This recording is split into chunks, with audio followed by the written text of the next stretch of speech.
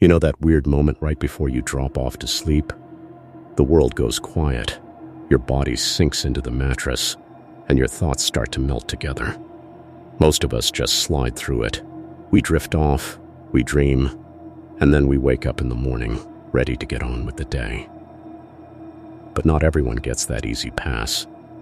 For some people, that in-between space, half awake, half asleep, turns into something else. Something you can't just drift through. It's more like a snare. Tonight I want to talk about sleep paralysis. Not the textbook stuff, not a bunch of medical jargon. I want to talk about what it feels like, straight from the people who've actually lived it. Real stories, the kind that stick with you, the kind that make you pause before you hit the lights. Stories from Reddit, from old forums, from people who still get chills thinking about it. So get comfortable. Or maybe don't get too comfortable. Might want to keep a light on. Let's get into it. Our first story comes from a Redditor in r/paranormal, a guy who went by Marcus. Here's what he shared. I was 23, grinding my way through college. I barely got 4 hours of sleep a night and lived on coffee. Exam season had totally wrecked me. I hadn't slept right in weeks. But I remember the night it happened, like crystal clear. And honestly, I wish I didn't. I'd stayed up all night finishing a paper. It was 5 in the morning when I finally crashed, still dressed, shoes on, the whole deal. I passed out the second my head hit the pillow. What happened next? Hard to even explain. It wasn't a dream. It felt like I actually woke up. My eyes opened. My room looked exactly the same as always. Yellow light sneaking in through the curtains, books stacked up on my desk, water bottle on the nightstand. Everything normal. Everything real. Except something stood at the foot of my bed. It was tall, way too tall. Its head nearly scraped the ceiling, and my ceilings aren't exactly low. I couldn't make out a face, just this black shape, like someone had punched a hole in reality shaped like a person. And it was staring straight at me. I know how that sounds. No face, but somehow I could feel its eyes. The stare hit me like a wave. It was crushing, like dread had turned into a weight and dropped onto my chest. I tried to scream. Nothing. Not even a breath. I tried to move, to shove something off the nightstand, make any kind of noise. My body wouldn't listen. I was stuck, trapped. The thing didn't move. It just stood there, watching. Every second it stayed, the air in the room got thicker, heavier, like the walls were closing in. Time stopped making sense. It felt endless. But then, all at once, the pressure let up. The figure vanished. I shot upright, gasping, heart pounding so hard I thought my chest might crack open. I sat on the edge of the bed and waited for the sun. No sleep. Didn't even dare to blink. Next day, I looked it up. Turns out, it's a thing, sleep paralysis. A glitch in your brain. You wake up, but your body doesn't follow. The nightmares? Just your mind trying to make sense of the static. Fine, maybe that's true. But listen, no matter what science says, that thing felt real. That presence filled the room. And honestly, nothing's ever going to convince me I was really alone in there. What Marcus went through is what sleep researchers call an intruder hallucination. It's one of the top 3 sleep paralysis visions people report. The sense that someone, or something, is in the room with you, watching, waiting. Scientists say it happens because the threat detection part of your brain stays on high alert, even when you can't move. Your mind sounds the alarm and, with nothing real to point to, just invents the threat, gives your fear a body. But here's the thing. Knowing all that doesn't make it any less terrifying when it happens to you. And Marcus? He's definitely not alone. This next story came from a woman named Claire. She posted it on a sleep paralysis support thread on Reddit. She'd been dealing with this stuff since she was a teenager, but this time, things got weird. Here's what she wrote. I was 28. Just got engaged. Just bought a house. Life was supposed to be good. And, honestly, it mostly was. But the stress, moving, planning the wedding, all of it started piling up. The episodes came back. The first few were what I expected. I'd wake up, totally frozen, chest tight. That feeling like something was right there with me. I'd learned to cope. I'd done my research. I knew what was happening. I'd remind myself, this is sleep paralysis, it'll pass. Just breathe. But then she showed up. I'm not even sure when it started. One night, I woke up, stuck as usual, and there was this little girl in the far corner of my room. The dark corner where the lamp never really reaches. She was facing away from me, just standing there, perfectly still. Look, let me make this clear. My fiancé and I don't have kids. We don't have nieces or nephews who visit. There's absolutely no reason a little girl should be in our bedroom at 2 a.m.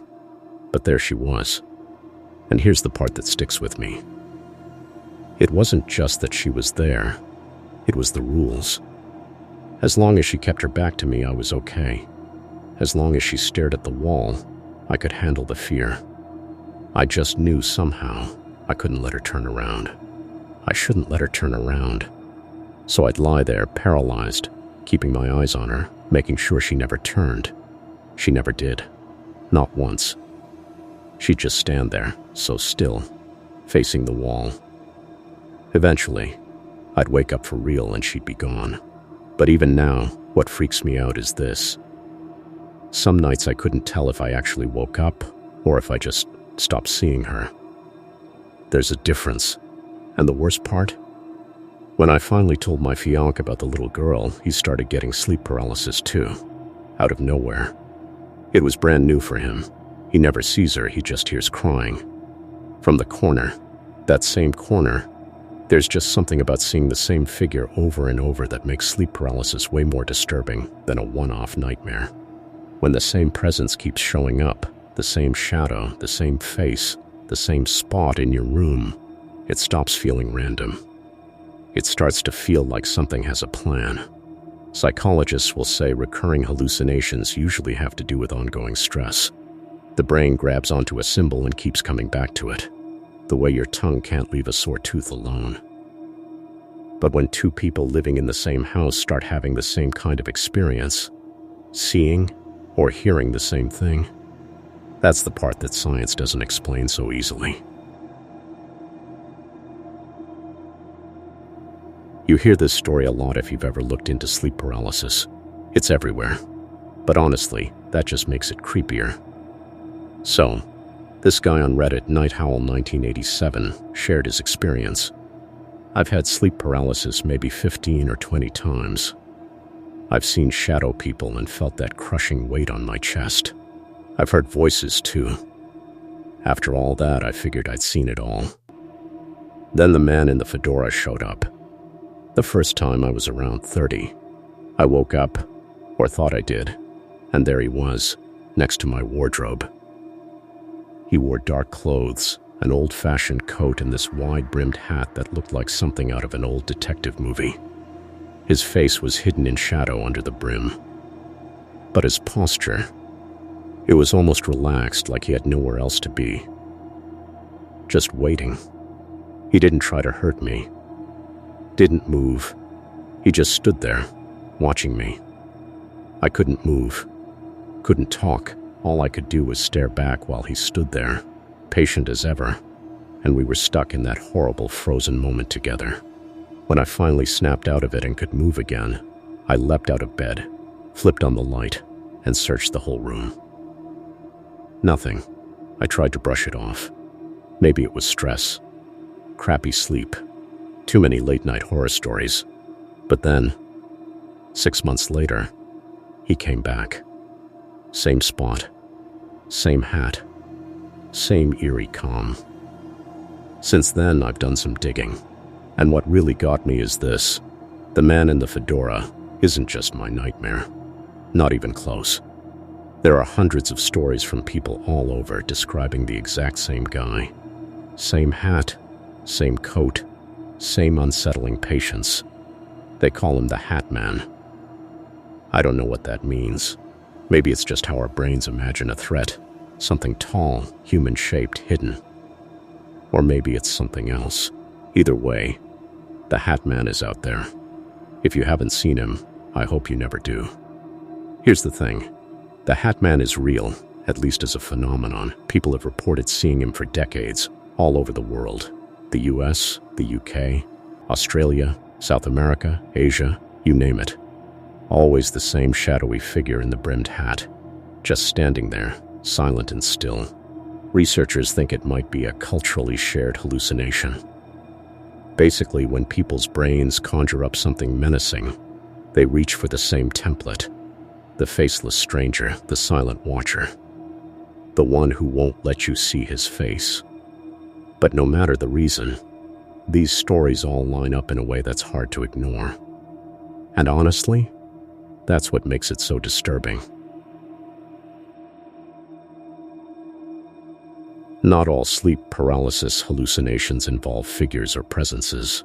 Sometimes, the horror is more abstract, more physical, more suffocating. This account was shared on a BuzzFeed community thread by a woman named Priya. She was a university student when her episodes began. She wrote, "My first episode started during exam season. I was under enormous stress, and I hadn't told anyone how bad it was getting. I just kept pushing through, telling myself I'd be fine. I wasn't fine. The first time it happened, I woke up, and I could feel my bed pulling me down. Not the normal weight of fatigue. I mean, I felt myself sinking, like the mattress had become liquid, and I was slowly being absorbed into it. I tried to move. I couldn't. I tried to scream. Nothing came out. And the sinking continued. The more I panicked, the faster it happened.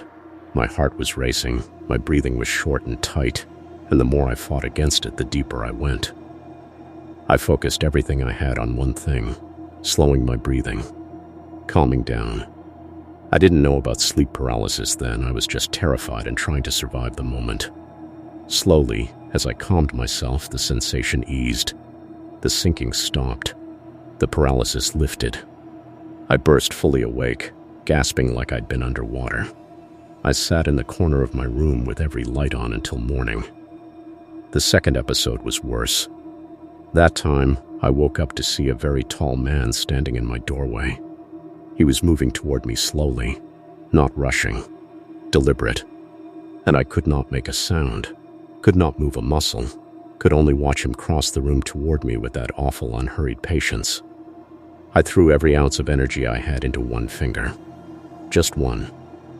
If I could just move one finger, I read later, it can sometimes be enough to break the paralysis. It worked. I jerked awake with a gasp, and the man was gone. I've had maybe 8 or 9 episodes since then. I know what they are now. I know they can't hurt me. I have strategies. But the knowledge doesn't remove the fear. It never does. Because when you're in it, when you're locked inside your own body and something is coming towards you, your brain doesn't care about science. Your brain just knows one thing. Run. And you can't. Not all sleep paralysis stories are nightmares ripped from the pages of a horror novel. Sometimes, what people experience is far stranger. A kind of uncanny emptiness that lingers long after the moment passes, unsettling you in ways you can't quite name. It's not always about monsters or demons. Sometimes, it's simply about the feeling that the boundaries you take for granted aren't as solid as you thought. Take Daniel, for example. He shared his experience during a Reddit AMA on the paranormal, but his story didn't fit the usual sleep paralysis script. There were no ominous shadows looming at the end of his bed, no crushing presence pinning him down, no sense of evil lurking just out of sight. Instead, what he felt was something more abstract, a void, a strange separation from himself that he'd never imagined possible. Daniel described it this way. It was a quiet Sunday afternoon. I'd flopped onto my couch for some downtime, half watching an old detective show.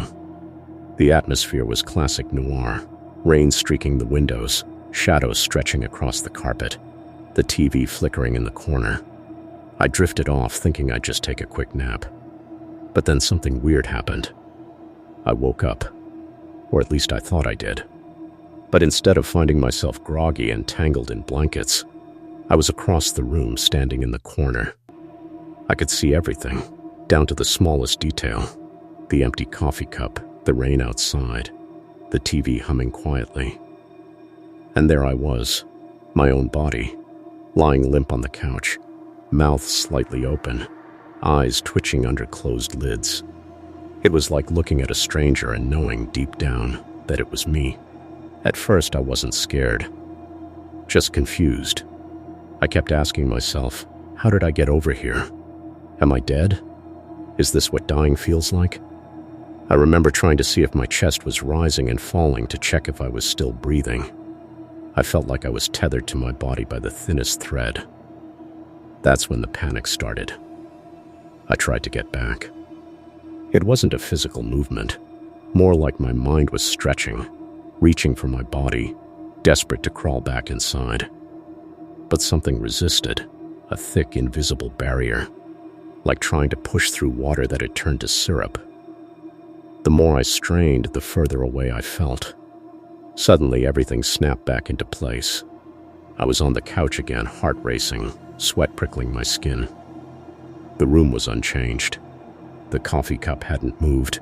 The TV was still muttering in the background, rain still falling outside. It was as if it had all happened in the blink of an eye. Later that night, unable to shake the feeling, I started searching online. Turns out, there's a term for this. An out-of-body experience. Scientists call it a vestibular motor hallucination. Apparently, sometimes in the borderlands between sleep and wakefulness, your brain loses track of where your body is, and your consciousness slips loose, floating free for a moment. Knowing the explanation didn't really help. I told myself it was normal, just a quirk of the brain. But I still left every light on that night. Because once you felt yourself slip free of your body, even for a heartbeat, the world doesn't feel as stable. You realize the walls of your mind are thinner than you ever knew. And sometimes, as you drift off half asleep, you wonder if you'll find your way back next time. Stories like Daniel's are more common than you might think. For as long as humans have been dreaming, we've been wrestling with these strange liminal experiences. Persian physicians were writing about sleep paralysis 1,000 years ago. In medieval Europe, people blamed it on malevolent spirits, night hags that perched on your chest, stealing your breath. Across cultures, the explanations differ, but the experience is the same. A sense of being trapped, vulnerable, and not entirely alone. In Japan, it's called Kanashibari, bound in metal, as if some invisible force is pinning you down. In Newfoundland, they speak of the Old Hag, a witch-like figure who sits on your chest. Turkish folklore blames the jinn, restless spirits who visit in the night. In China, it's called ghost oppression. It's fascinating to see how, no matter where you go, people have found similar ways to describe the same phenomenon, layering it with the symbols and fears of their own cultures. What's especially striking is the consistency, the frozen body, the sense of a presence, sometimes evil, sometimes simply unknown. The overwhelming rush of fear and helplessness. Even now, with all our scientific tools, brain scans, sleep labs, data, and research, we can't fully explain why so many people, from every background and walk of life, experience the same vivid sensations and see the same unsettling shapes. The Hat Man, a shadow in the doorway, an old woman pressing down on your chest. Science tells us these are hallucinations, tricks of the mind as it stutters between sleep and wakefulness. The brain, caught in a limbo state, conjures phantoms out of memory and fear. Maybe that's all there is to it, a misfiring of neural pathways, a glitch in the system. But there's a part of us that wonders if there's more to these stories, something that science can't quite pin down. Maybe there's something lurking in that hazy space between dreaming and waking, a presence that slips through the cracks when our guard is down. Maybe, For a moment, we brush up against something real, something ancient, patient, and enigmatic. The same something that has haunted the human imagination for as long as we've been telling stories about what happens in the dark. If you've experienced sleep paralysis or an out-of-body episode, you're in good company. About 1 in 5 people will go through it at least once in their lives. For some, it's a rare curiosity. For others, it's a recurring nightmare that leaves them dreading sleep itself. The good news is, help is out there. If these episodes are frequent or distressing, you don't have to suffer in silence. Doctors and sleep specialists can offer real solutions. But if you've never felt it, never woken up to find yourself paralyzed, pinned beneath an invisible weight or hovering outside your own body, count yourself lucky. Sleep deeply tonight, and try not to think too hard about the dark corners of your room. Try not to wonder what might be standing just beyond the edge of the light, silent and watchful as you drift off. Because whether it's a quirk of the brain or something stranger, something beyond explanation, one thing is certain: there's a place between worlds, between waking and dreaming, where the rules slip and our minds wander free. And in that place, you never know what or who might be waiting. That's the end of Trapped Between Worlds. Thanks for listening, and may your sleep be peaceful tonight.